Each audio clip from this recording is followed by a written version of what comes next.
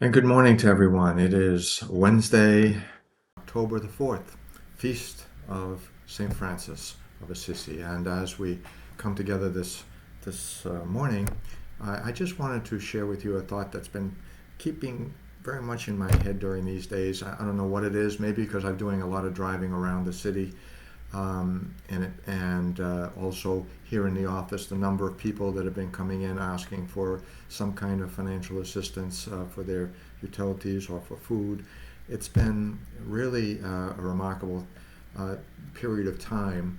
And then what I've been reading, it's the message of hunger and poverty in the world. And it sounds like a huge topic to talk about, and it is. It is a massive topic.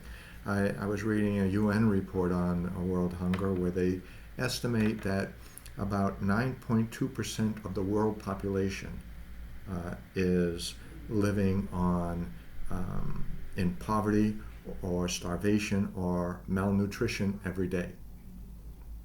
And the poverty line would be on the world level that they're living on $2.15 a day. You know,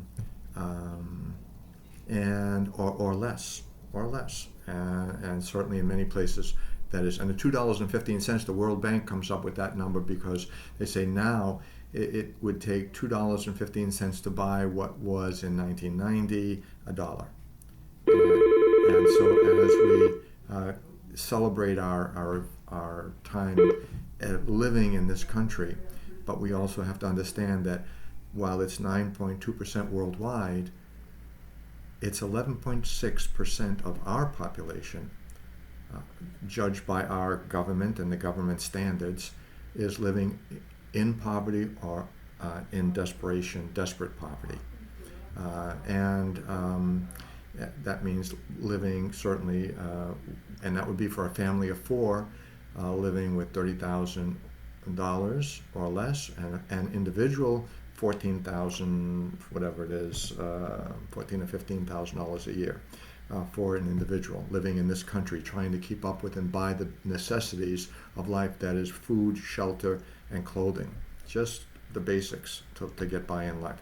It might be a lot more in this country than it is in others, but it's still people to have the basic necessities of life. That's what it would cost them in this country, and that's what our government is saying. So we look around, and I so many people that stop me on the street, or I'm stopped and they come up to the car, or I see on the streets so many people sleeping. I'm coming back from early mass, and I see people that have slept overnight on the streets coming down through parts of the city, and it's really a sad commentary for us to think that there are that many people that are struggling.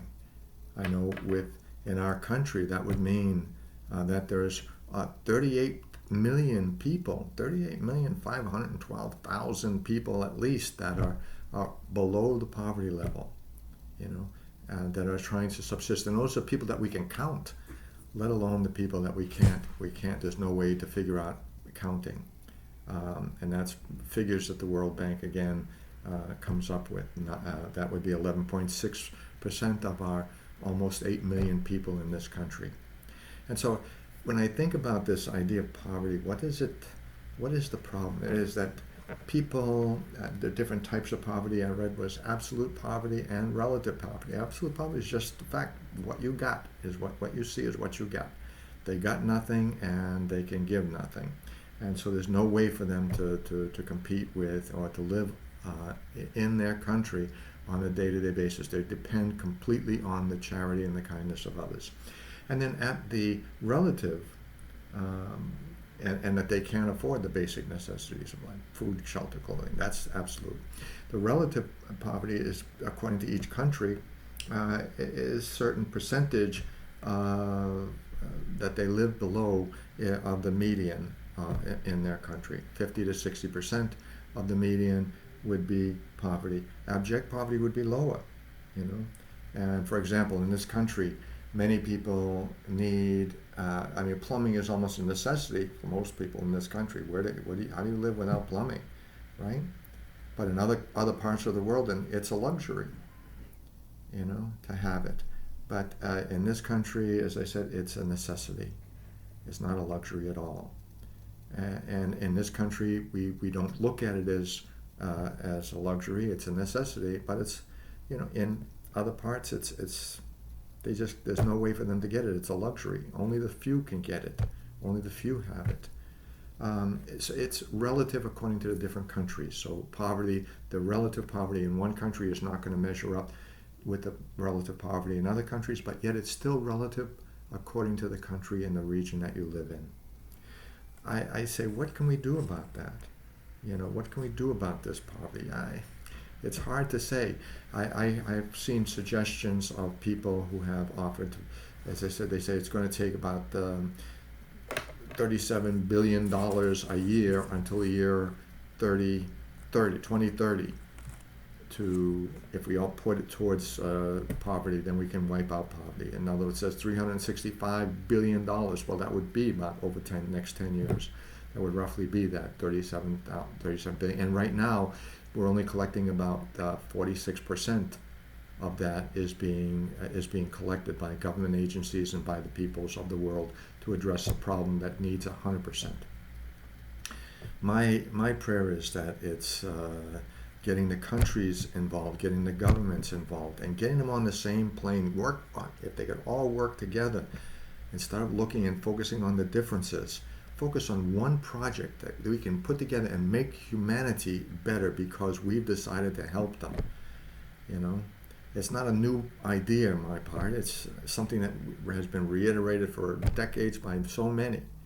And yet the fight and the war on poverty that was begun in this country by President Lyndon Johnson in 1964, boom, for those who remember, we see where we are. We're worse now. The problem is worse now than it was in 64. It's because we're not committed to changing it as countries. Individuals, yes, I think are, but countries and governments have not decided to face this issue and do what it takes. I think that we said that what we're giving for the problem of hunger and homelessness is 1% of what we are giving towards the military hardware and military. I'm not saying we have to do away with our military or anything. I'm not saying we do away with anything, but be more realistic in our approach to doing what we can to make other people's lives better. That's my prayer for us today. Pray, certainly, but really do look around and see where opportunities we can to give and to support ventures that work and trying to deal with this problem on a broader level, to supply water, clean water and food and health care and education, all those things that are the source of root problem of poverty. Access to all of those for everyone. As I say, I keep telling us to pray for peace, but we also have to work for justice. Justice not just for the few, but for everyone. Know that our prayers are with you. Let's look around and see that this world, where it might not be perfect now, it can be better if we all work and are pulling in the same direction. If we're all praying and working in the same direction to make this world a better place, because we are determined as members of this world to make it so. Mary, help of Christians, pray for us. Mary, help of Christians, pray for you. God bless you all. Have a great day. See you next week. Don't forget, Blessing of the Animals at Mary Help this week after the 9 o'clock Mass, or after the 8 o'clock Mass.